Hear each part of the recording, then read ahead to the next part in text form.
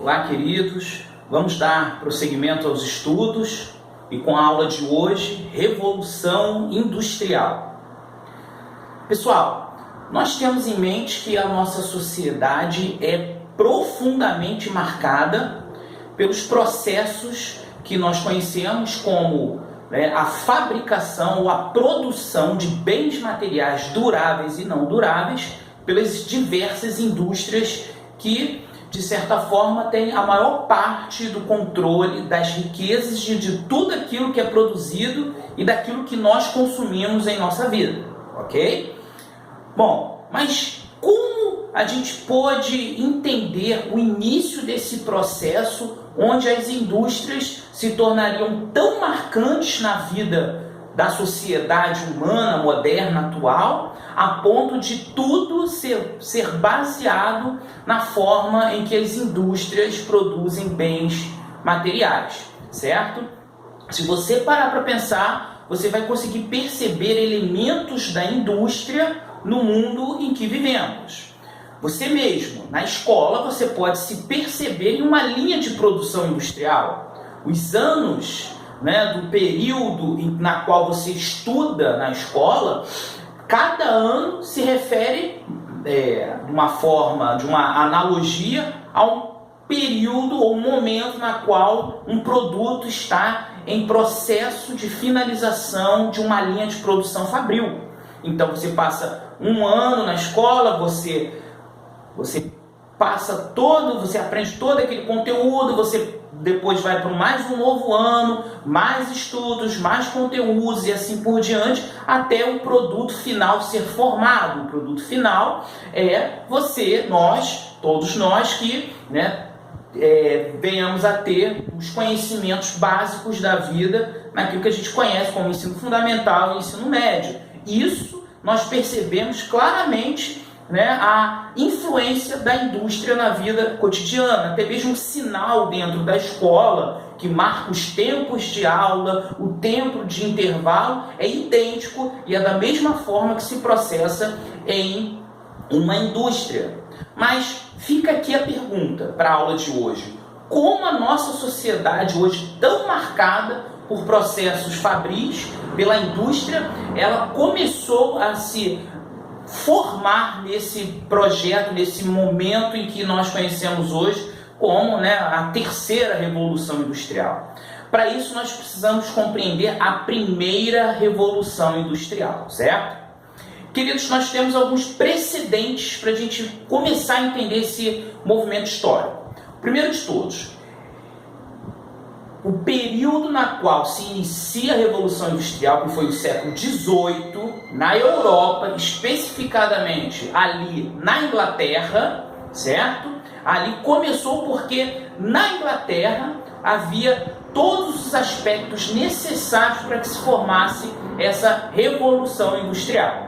E o que os ingleses tinham de especial para que viessem a desenvolver a vida urbana industrializada, desenvolver as indústrias modernas como conhecemos? Queridos, fatores políticos primeiramente. Se você lembra ali daquele período anterior, no século XVII, na Inglaterra, das revoluções inglesas, a Revolução Puritana, a Revolução Gloriosa, nós vimos que na Inglaterra a burguesia teve acesso ao poder através da Câmara dos Comuns, na qual eles subordinaram os reis ingleses a uma constituição e eles mesmos passaram a produzir as leis junto com a Câmara dos Lordes, que eram os nobres.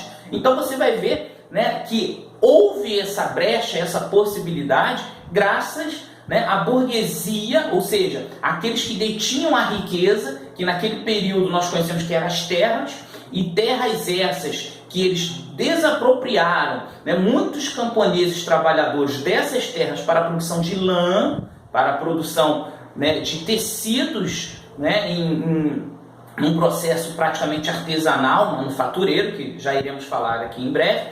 Então, esse momento dos cercamentos, como você se lembra, permitiu à burguesia o acesso ao poder e acesso às riquezas que era a terra ali na Inglaterra do século XVII. Então, no século XVIII, no início daquilo que a gente vai conhecer como a Revolução Industrial, nós vamos perceber que a burguesia tinha poder tanto financeiro quanto político para iniciar essa empreitada que nós passamos a conhecer como Revolução Industrial, ok? Tá. E o que houve de tão especial ali naquele período? Então, vamos tentar demarcar as partes mais importantes para que você possa concatenar suas ideias, certo? E pensar como se deu esse processo. Primeiro de todos, burguesia no poder. Então nós temos esse precedente político para que a Revolução Industrial acontecesse ali na Inglaterra. O segundo aspecto que nós temos que ter bastante domínio, ter bastante clareza para entender essa Revolução Industrial foram as tecnologias. E já adianto aqui, máquinas a vapor.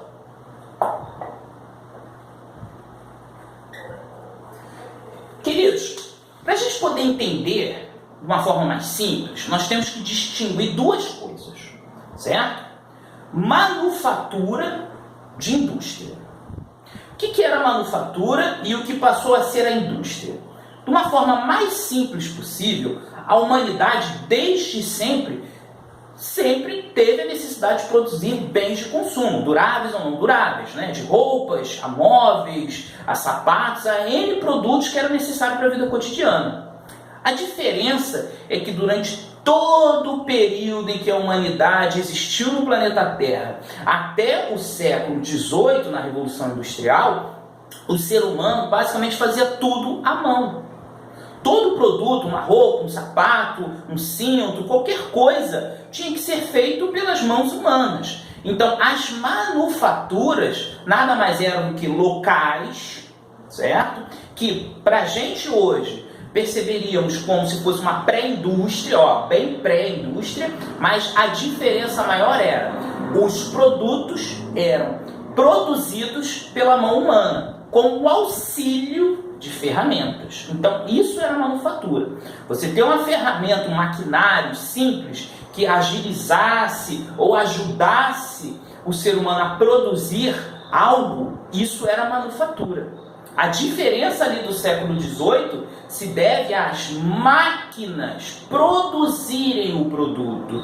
E o ser humano, ele vai apenas operar aquela máquina.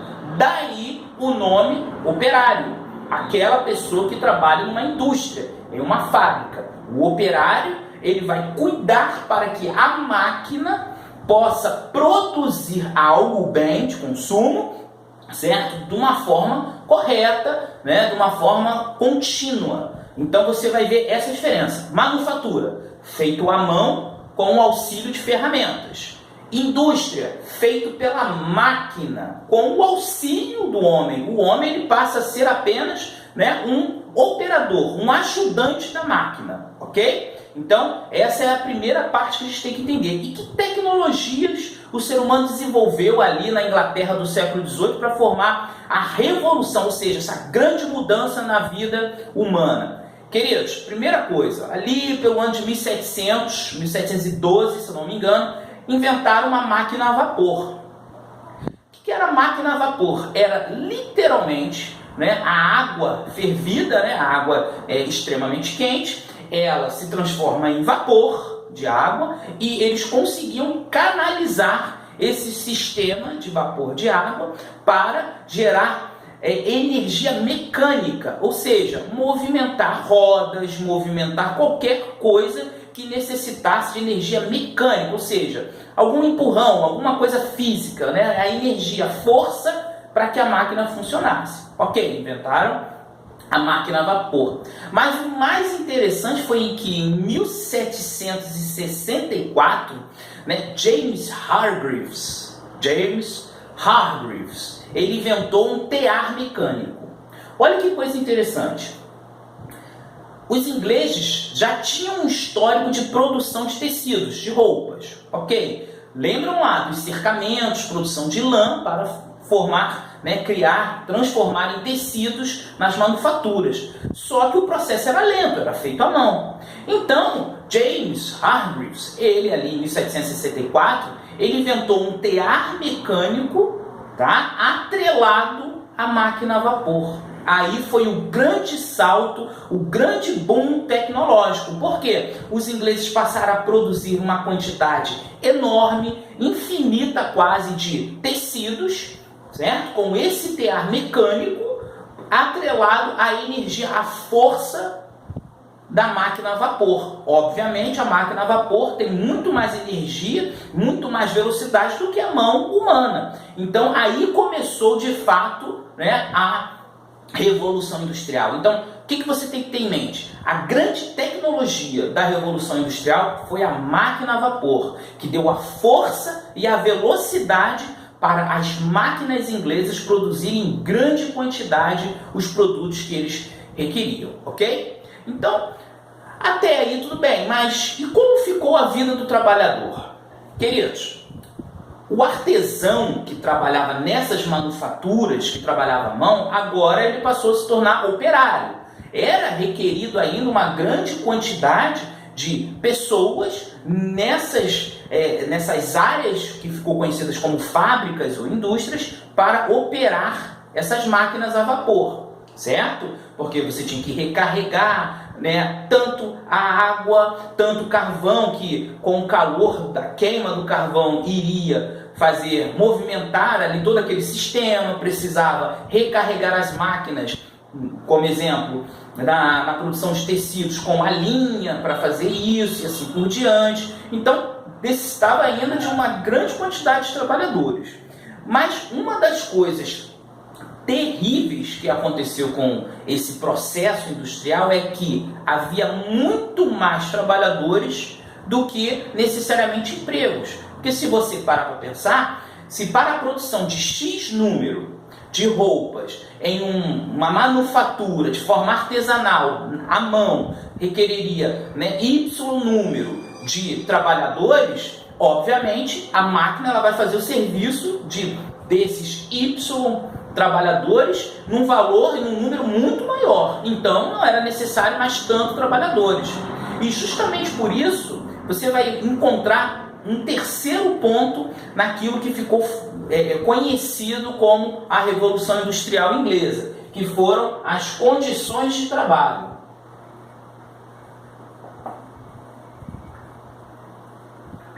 Ponto vital para você entender a Revolução Industrial ali no século XVIII. O que aconteceu? A quantidade de trabalhadores nessas fábricas, eles não possuíam, não requeriam para si, não entendiam ainda, né, de certa forma, né, tudo aquilo que eles produziam, a riqueza ia para o dono da fábrica. E não apenas isso, não havia leis trabalhistas, não havia nenhum tipo de amparo ao trabalhador para que houvesse na fábrica segurança do trabalho, para que houvesse na fábrica, né, apenas pessoas fisicamente aptas para o trabalho. Isso significa, queridos, crianças, mulheres grávidas, pessoas muito idosas, pessoas doentes tinham que trabalhar nessas fábricas. Porque não havia nenhum tipo de estrutura na sociedade inglesa para que amparasse os necessitados. Então, se eu era necessitado, eu precisava trabalhar para sobreviver, ok? E eles não tinham, né, esse cuidado com as pessoas mais frágeis da sociedade inglesa. Então, todos tinham que trabalhar, aqueles que podiam. Então, você vai ver crianças trabalhando, idosos. E o mais interessante é que o trabalho ali naquelas fábricas era algo muito exaustivo e insalubre. Por que disso? Queridos, as fábricas eram fechadas, o trabalho era de dia a dia, ou seja, amanheceu ao anoitecer, o trabalhador tinha que ficar ali preso naquele local, ele tinha apenas poucos minutos para descanso, que era, né, o momento em que ele se alimentava.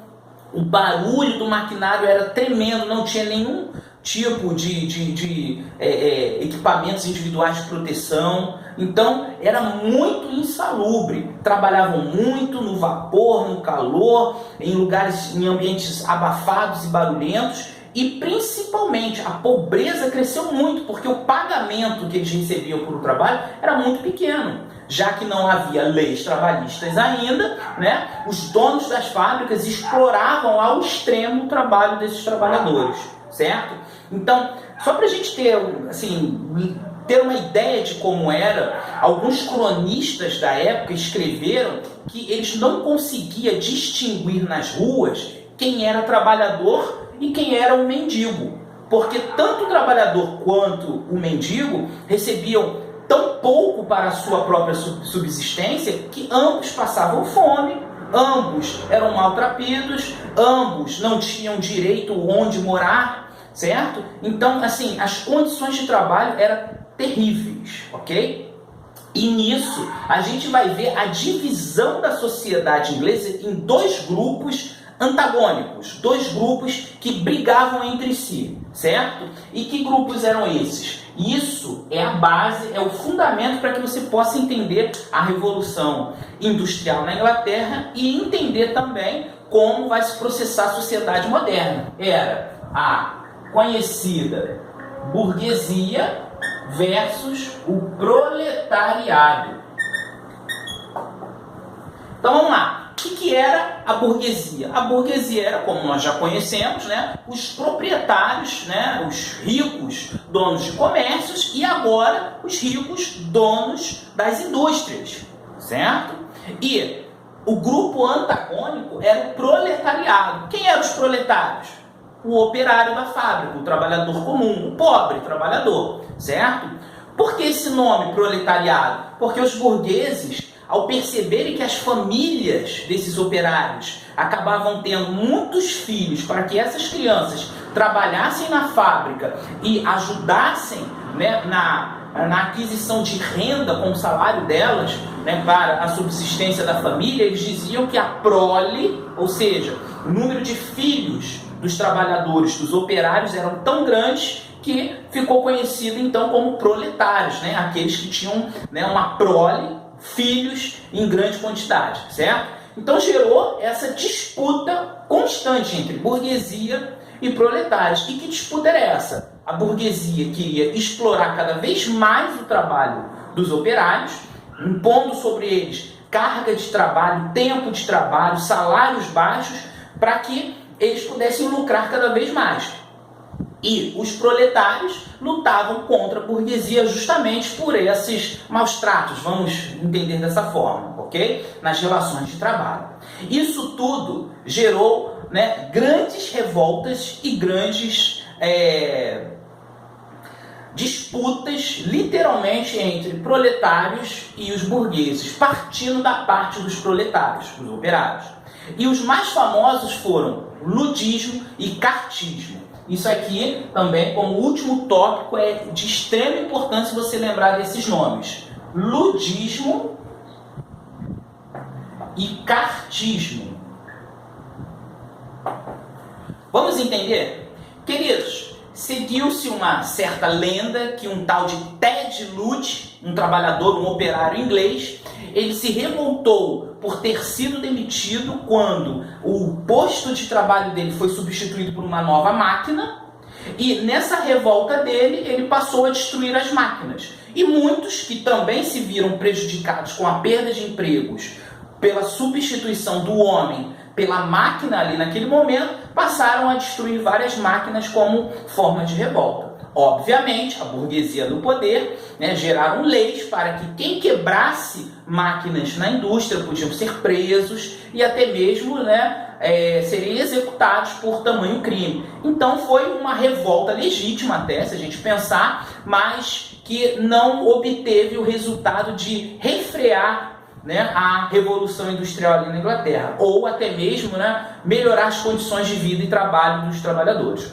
Agora, o cartismo, esse sim foi, né, a reivindicação, a forma de luta dos trabalhadores ingleses naquele período, que realmente surtiu algum efeito. O que era o cartismo? Se ludismo faz referência a Ted Lud, né, o indivíduo real ou imaginário que saiu quebrando as máquinas como forma de protesto, cartismo vem da palavra carta, né, que as cartas que trabalhadores, grupos de trabalhadores escreviam e enviavam tanto para o rei da Inglaterra quanto para a Câmara dos Comuns e a Câmara dos Lordes, na qual eles faziam abaixo-assinados e reivindicações em busca de melhores condições de trabalho, de vida, de salários, proteção, né, o fim do trabalho infantil, o fim do trabalho feminino durante a gravidez. Então esse cartismo foi ganhando tamanho, certo? Ganhando importância na Inglaterra, a ponto que começou a se gerar ali já no século XIX algumas melhorias de vida para esses trabalhadores. Mas o processo de revolução industrial não acabou. Queridos, então para a gente poder encerrar, vamos relembrar os principais aspectos da Revolução Industrial do século XVII. Precedente: burguesia no poder. Ou seja, eles detinham o poder político para que pudessem desenvolver, empreender políticas que desenvolvessem ali as indústrias.